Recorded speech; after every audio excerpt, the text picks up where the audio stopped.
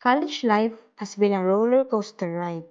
From sleepless nights to unending deadlines, you might be surprised by how many everyday things we do in school that are actually a bit unethical. Ever felt like your eyelids are getting heavier than your backpack? Well, we've all been there. But sleeping in class isn't just about missing out on the lecture. They can actually make learning harder.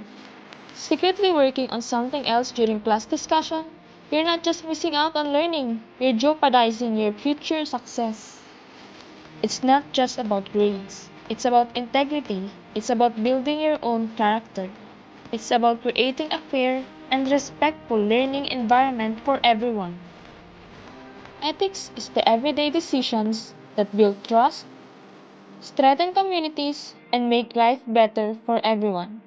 It's about honesty in small things, kindness in big ones, and always striving to do what's right.